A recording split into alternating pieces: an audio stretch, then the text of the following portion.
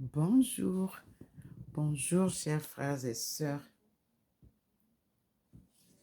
Comme chaque matin, nous sommes au rendez-vous des apparitions divines à Dr Ndomo Thérèse, 6 au 93A, avenue du Général de Gaulle à Saint-Louis.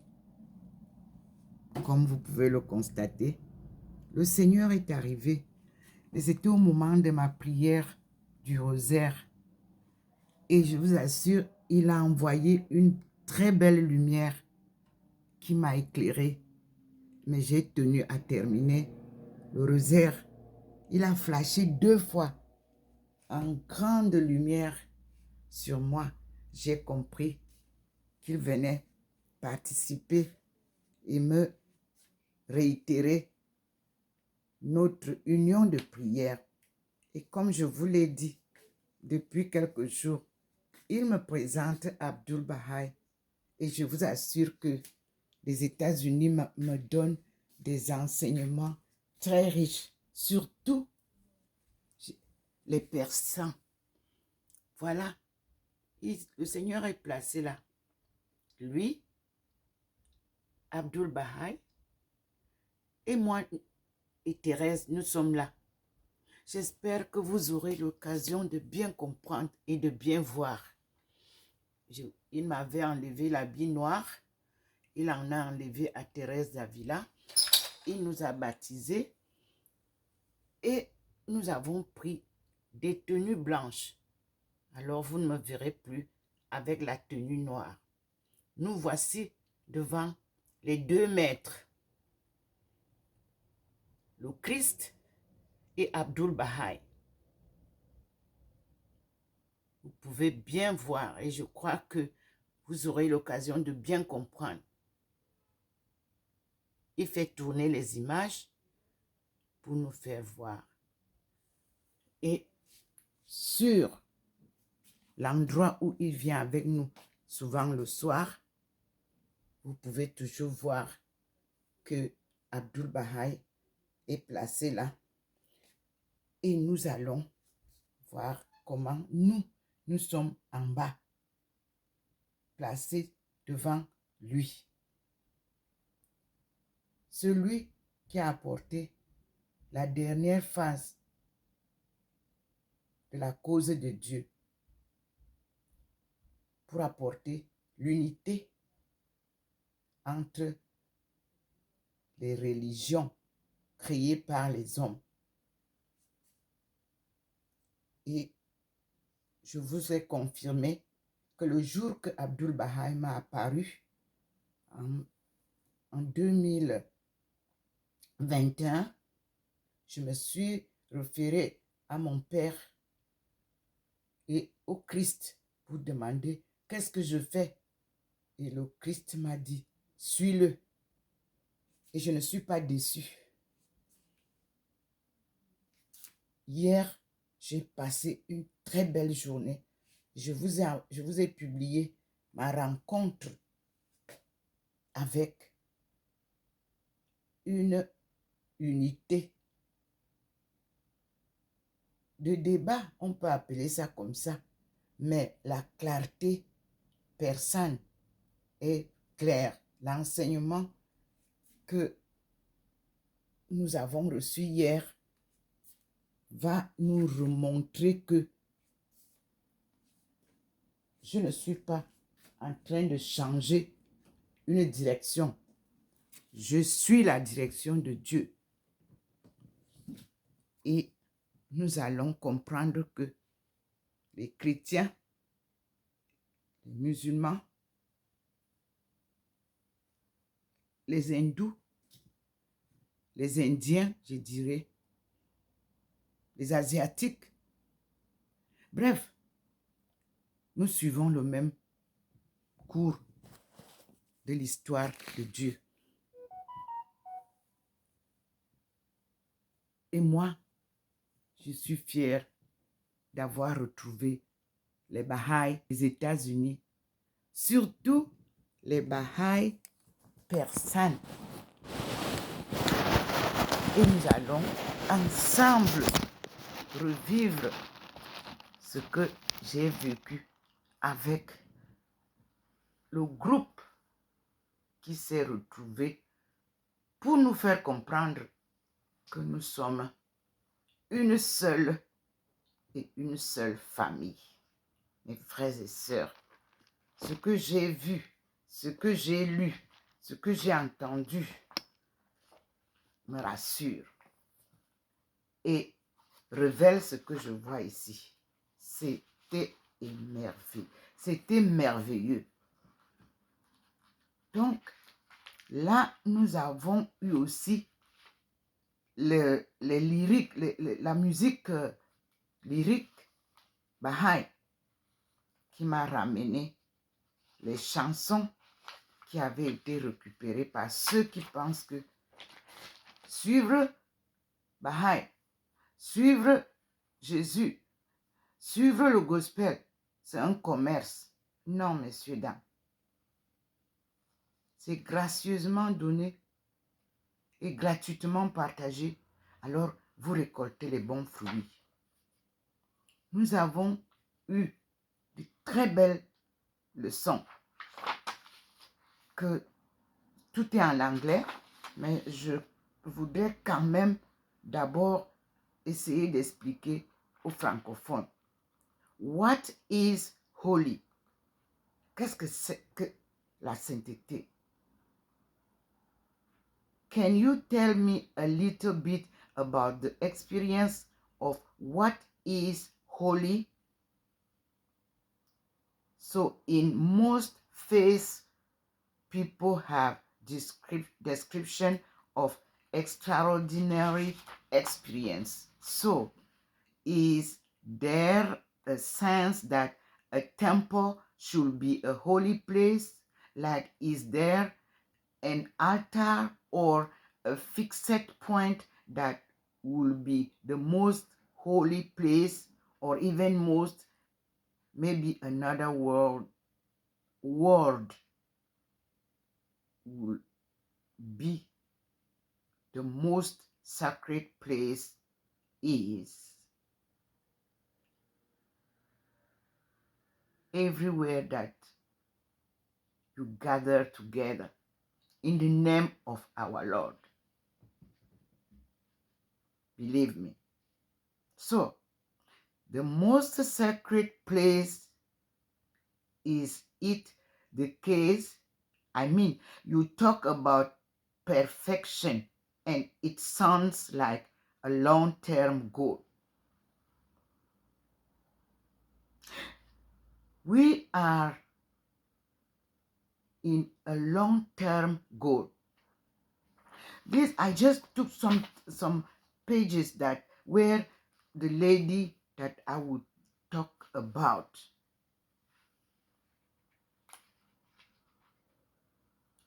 And she said also that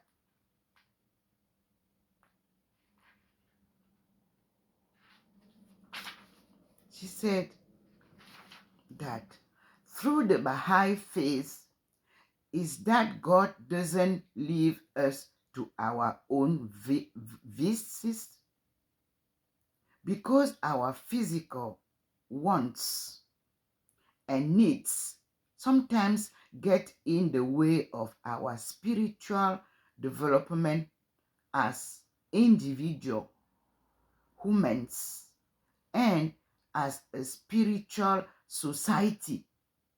So these teachers and kind of renew brings the match to a new one of we have discussed it previously, is that the professional clergy in the Baha'i faith, that each individual is responsible for education, so that connection to God doesn't have to come from another human being, bringing along that can empower a demon enough in a religious, spiritual life to be able to make a connection.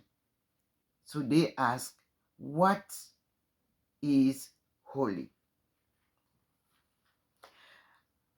I posted already what I had. And I found that the word that I will be using during my teaching of the course is the interface. Saginaw, face sharing. When we were in 1995 at the International Conference at Beijing, which was the Women Conference. Brothers and sisters, we initiated the interface. I joined them, but after I found that they didn't catch well what is the meaning of the interface. It is not a new organization. No, it is to bring us together. Are you Catholic? Are you Protestant? Are you Muslim? Are you Baha'i? To bring all of us together and to realize that we are one. We are talking about one cause, God's cause. We are talking about one gospel.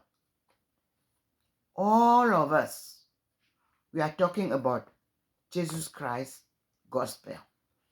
Because Jesus Christ's gospel is not his word. No, it is God's word that God gave him to bring to us and teach us so that we can understand what means God Almighty, the creator of everything.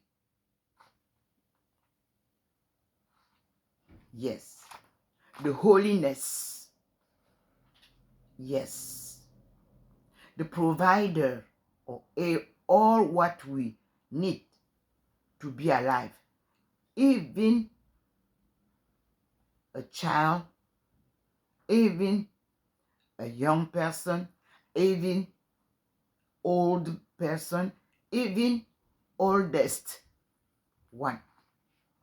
Our older people have a lot of experiences to share with us.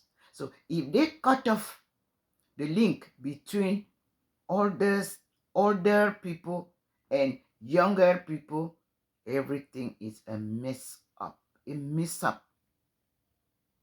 Nothing can be working properly if this link is cut off. And nowadays, it is cut off. That's why the young people are confused. But the eldest people, the elder we call them, they are quiet because they have very, very great experience of life according to their ages. But young people, they cannot say anything better than elder people. They have also their experience. They are starting, for some of them, their own run of life. Because life is experience of your life. Your difficulties, your joys, your anything that you have daily base. That's why our elders were always pointing down all the events that they passed through.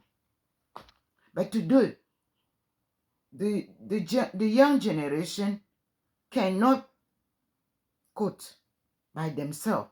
They are all on internet. Internet will have a big bug. I said in 2006 that when the big bug will happen, we will lose everything that we have been keeping in internet. So I heard that some days ago, Facebook and so on, there was a bug and everything closed down and none could go in internet. But how can IA take all our memories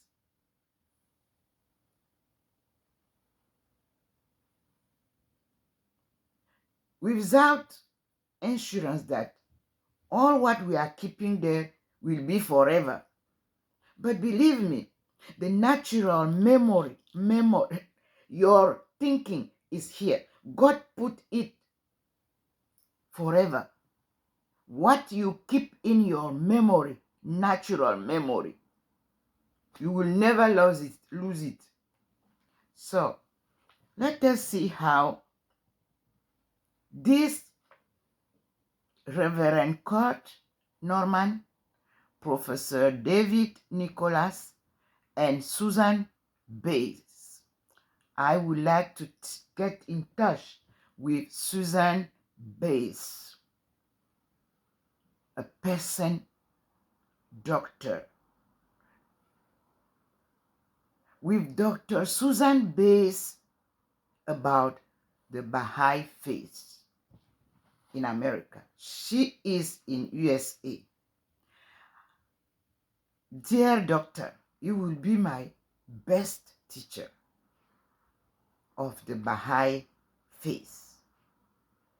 I listened to you yesterday carefully and I was so proud of you. I was so happy to have someone who can clarify the Baha'i teaching to us. That was the same thing that Sarah Prince, that I met in Qingdao in 1998, and who gave me for the first time the documentation concerning Baha'i teaching. She has been struggling. She went even to Cameroon to set up the link and to set up Baha'i education. She couldn't. And to find her biological link, she couldn't. To find her ancestors, she couldn't. But she was very good teacher of the Baha'i faith, because believe me, if I'm today Baha'i, it is Sarah Prince that converts me. She was talking, but she didn't know that I'm listening, because we are teachers, we have students, but when we have a little time, she's talking about Baha'is. But I didn't pay too much attention. Believe me, brothers. Dear Dr. Susan Bates, please look at Sarah Prince. She was a teacher when we met. I don't know. I think now she may be retired. She was 72 years old when we met. But she with other Baha'i groups, they came from America to meet the Chinese Baha'i. And she was also concerned about our meeting of the with the Baha'i at that 1995 Women International gathering. called Women International Conference, Beijing 95. And I will reveal to you that this Sarah Prince is belong to our own prince and princess who were captivated and deported to America. And she gave me our 100th generation testimony with pictures of her family. I would like to be connected with the Prince family of America. We are the same blood. They came from Cameroon. Yes. As Baha'i, she's the one who gave me the aim to become an itinerant teacher, because there were a group of itinerant teachers. I would like again to confirm that I'm joining the itinerant teachers of Baha'i faith to promote not only Abdu'l-Bahá teaching, but also Christ's teaching. They are both of them there in the box as I'm speaking now. It is Jesus Christ who organized this meeting, but by the power of his Father who is in heaven, the light that you always see shining on me as I am now.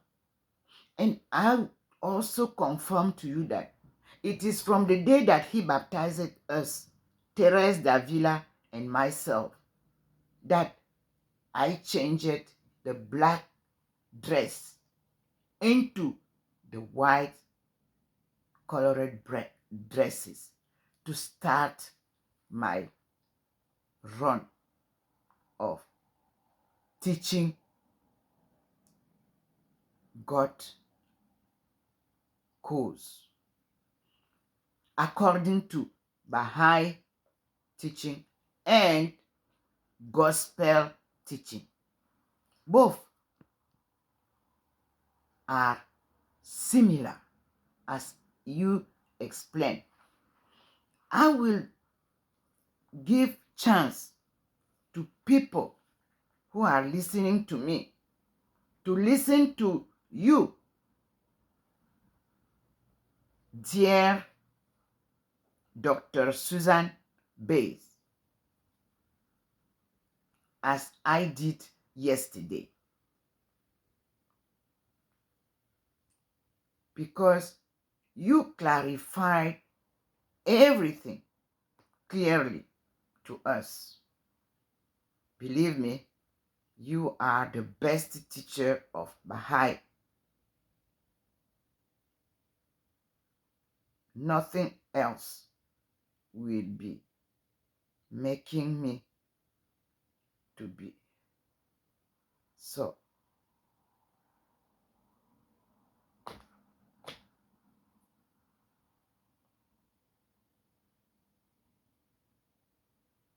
So, brothers and sisters, let me open. Put a little damper on gatherings, but Let, I, as an individual, I can see the light at the end of the COVID tunnel. So. Just a minute. I will be starting. I will take it from the beginning, and we will, because she did some explanations about interface, side face, sharing Baha'i. So we have observance, we have communal and individual explanation. We have what means heaven. We have what is holy. We have. So let us start and get everything clearly and listen to the full teaching of Sarah. Here I put study of the cause of God freely given by them. The hidden word, transcription of a talk by hand of the cause. So they even taught us the second coming of Christ. Bible prophesies. So it is, and they said Baha'i faith similarities reading. And they give us all these explanations. So, and they give us a song, magnificent song. So I'm searching because sorry. So we go back and we get YouTube, because it is YouTube that gives me all this information. So let us take YouTube, as I'm learning also. And let us take it here from my, okay.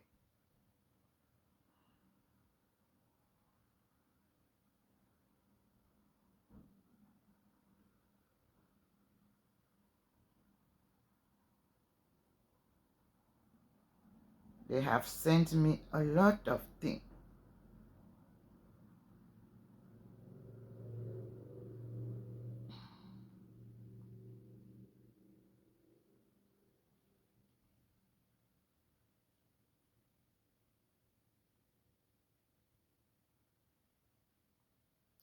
Okay.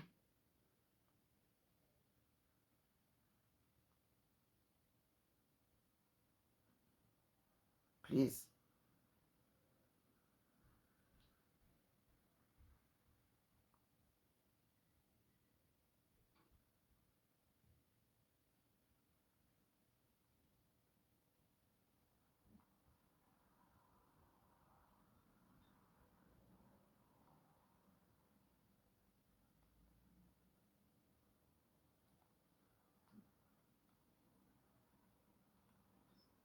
Okay. So it is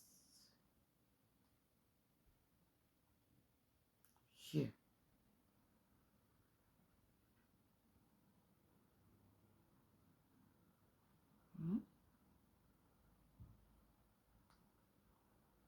Just a minute, please.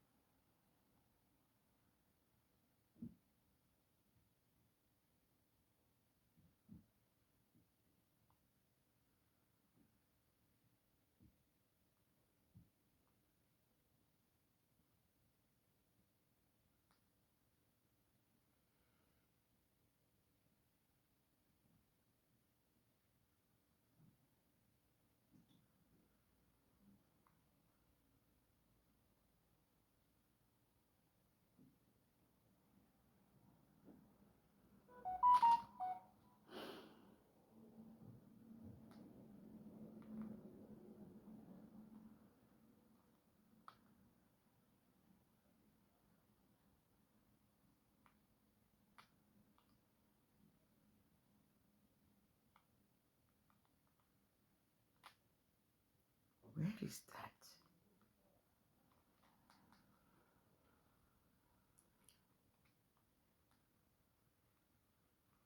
we have to be patient. That is why, as I said, it is always difficult to follow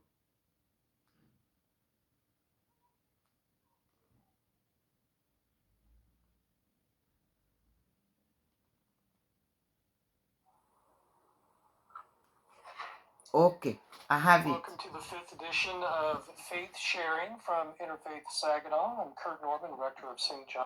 Let us begin again.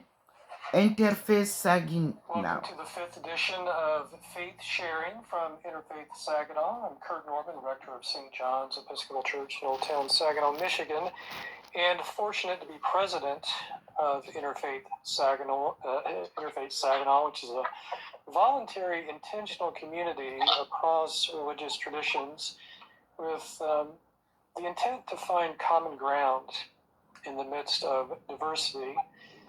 My co-host for these discussions is Dr. David Nichols, Professor of Philosophy at Saginaw Valley State University.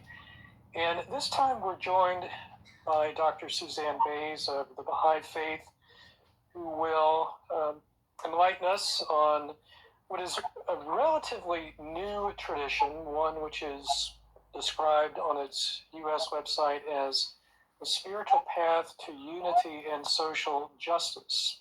And Suzanne will elaborate on that and more in a moment. But as we welcome Suzanne, I seem to recall, and you have to correct me on this, but I seem to recall that we're coming up on my favorite celebration on the Baha'i calendar, one which has a lot of friends and family and food, which COVID-19 has dampened over the last couple of years. But correct me if I'm wrong, and the virtual floor is yours to wherever you'd like to take this discussion, and David and I are here to listen, and I'm sure we'll have some questions as we go along. Hello, everyone. It's wonderful to be a part of Interfaith Saginaw and meet all of our friends from different faith traditions, and also learn from each other, about each other, and about all of our faiths and shared spirituality and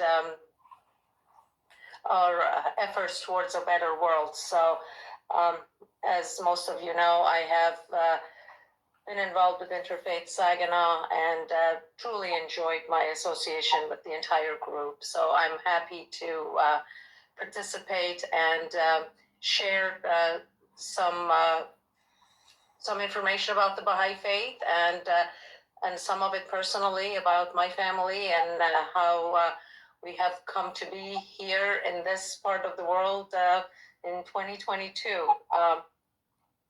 As you already mentioned, the Baha'i faith is one of the newest world religions. It was revealed in Persia, now Iran, in 1844. So it's relatively new as far as years go, but but after Christianity, it is the most widespread religion in the world, and Baha'i writings, Baha'i scriptures have been translated to hundreds of different languages around the world, and pretty much every community that you travel to, you will find that might be a small group, but you will find a group of Baha'is. And this, as young people growing up, we always enjoyed going to different parts of the world and meeting the local Baha'is, listening to the prayers in the local languages. So that was always, has always been really a wonderful part of growing up within the Baha'i community. Baha'i faith is the prophet founder of the Baha'i faith is referred to as Baha'u'llah, which means the glory of God. We believe, the Baha'is believe, or Baha'u'llah teaches us that truth is one. Religious truth has always been one. There is one God who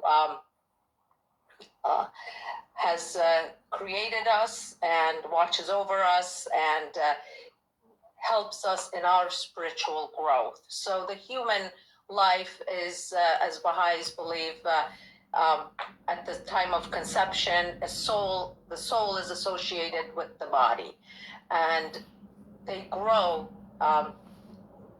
together continuously throughout humans' physical life. And our role in this life, or our purpose in this life, is to grow, not only to grow physically and socially and intellectually, but to grow spiritually towards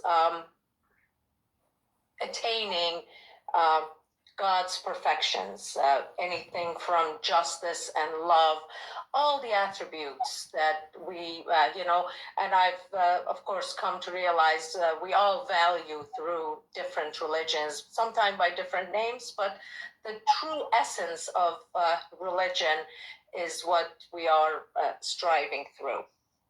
So we believe that this is a progression of life, and that human life, as we know it in this world, is the physical life, but life continues after death.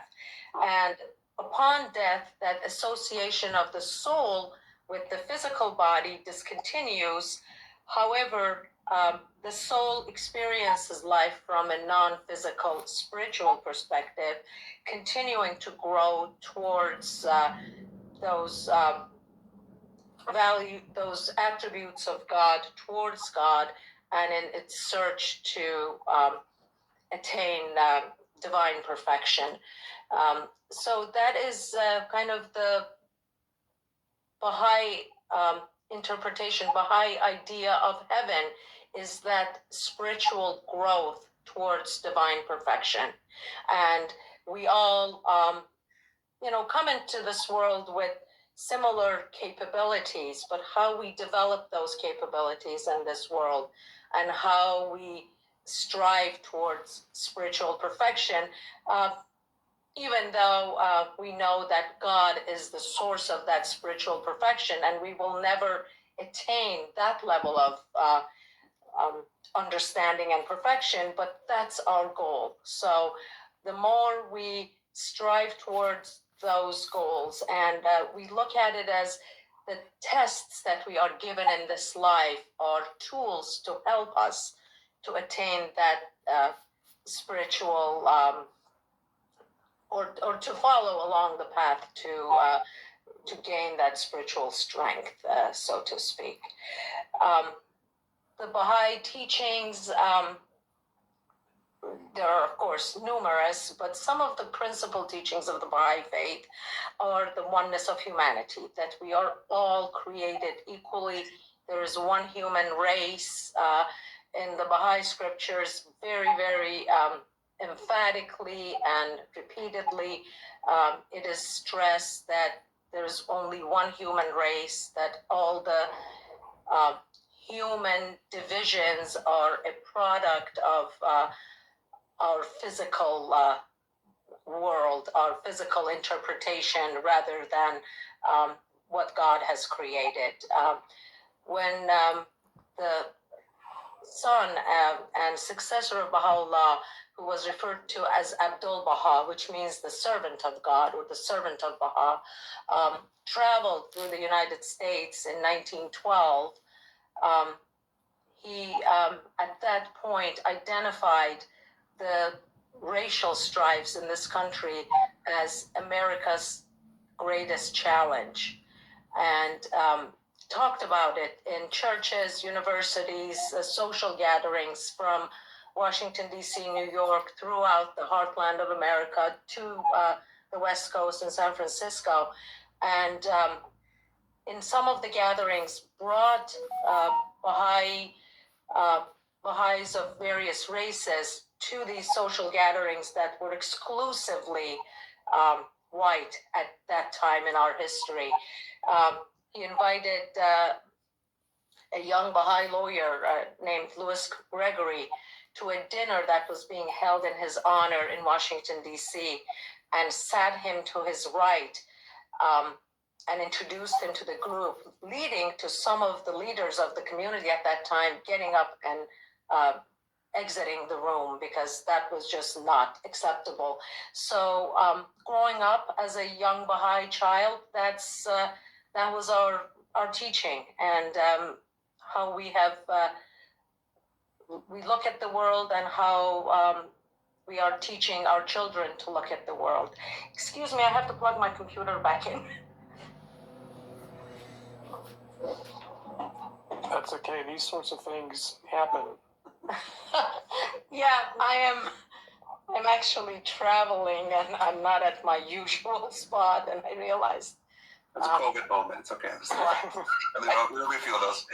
Yeah, we felt bad about such things in March of 2020, but Right. I think it's happened to all of us at one point or another.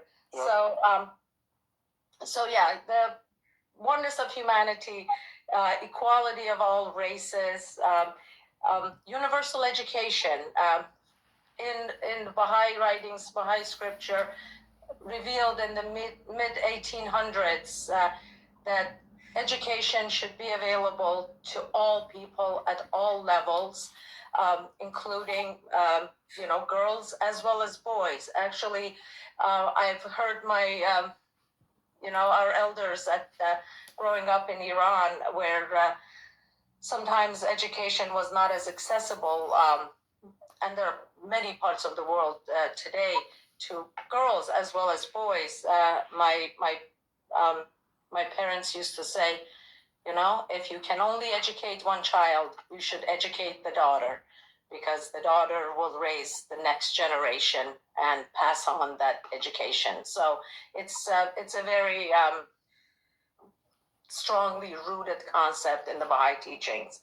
And then from that, equality of men and women in at all aspects of life. It doesn't mean that men and women, we don't, of course, we know different people within the same gender have different strengths and abilities. So that's not what we mean by equality of men and women. We mean the spiritual equality, the equality of rights, equality to education, equality to work, while understanding that there are different capabilities and strengths. Mothers, women bear the children, so there are certain responsibilities with that. But in participation in community life, in education, Baha'is regard men and women equal in all aspects. I can continue, or if you want to ask questions about any of these, I can elaborate. So, well, let me jump in.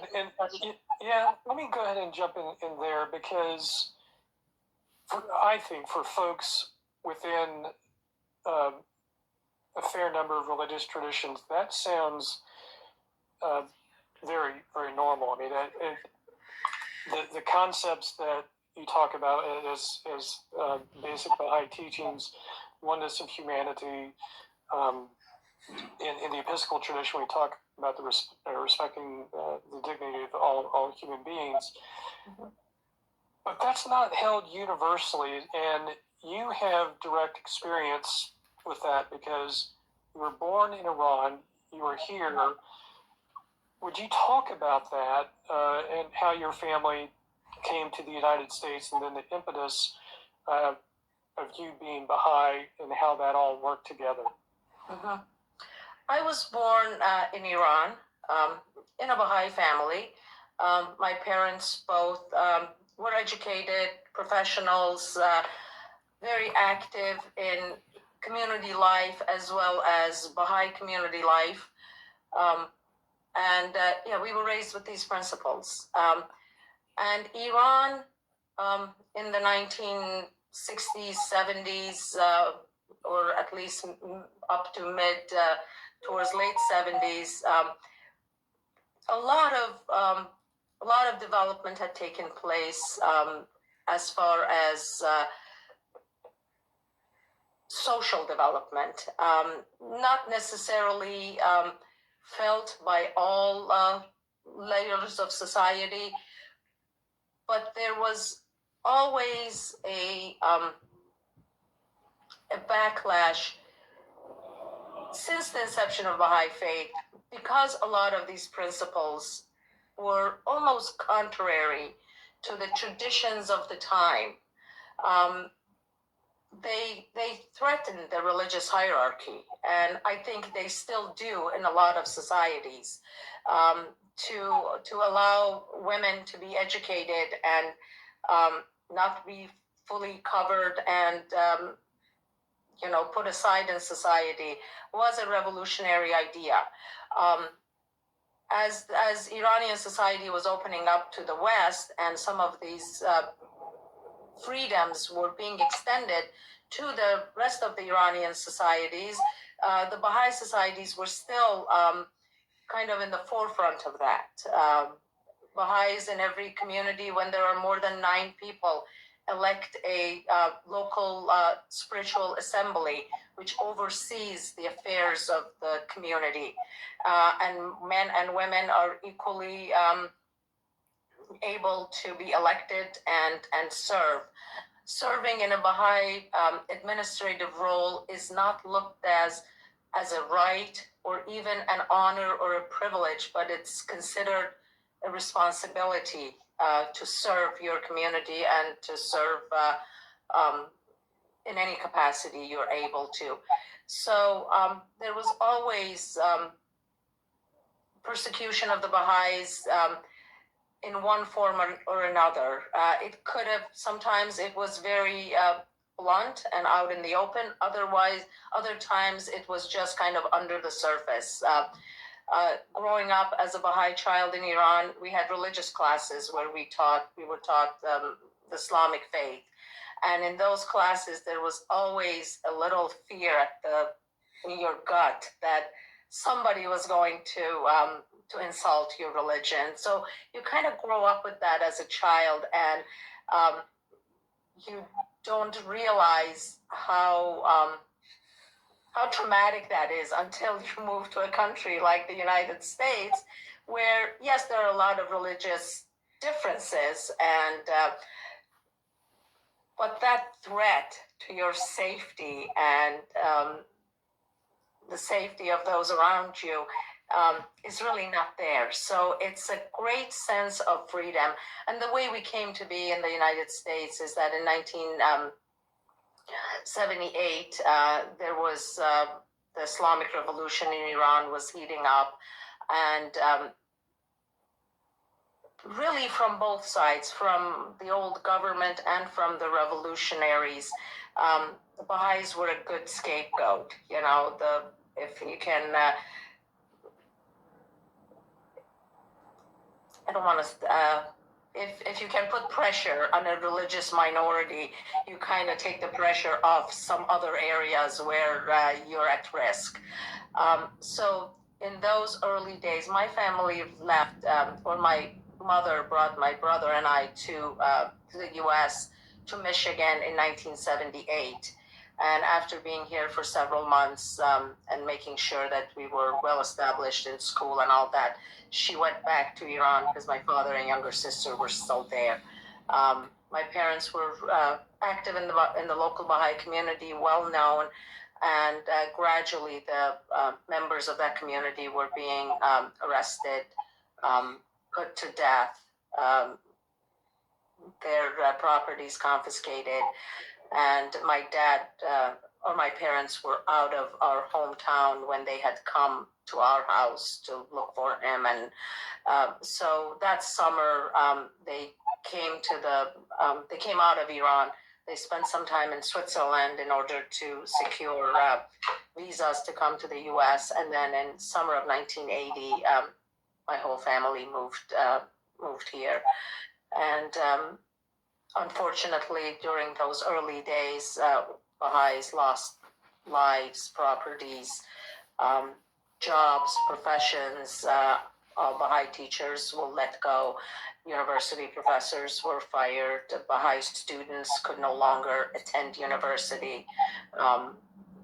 And the community has suffered greatly all through these years, and continues to suffer.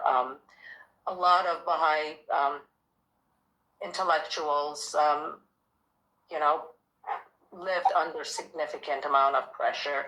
A lot of Baha'is have left Iran. They have established careers, lives throughout the world, but Iran, as it is now, is the cradle of the Baha'i faith. So we all hold that country in great esteem. Baha'i teachings tell us that Iran will rise and be a great center of spiritual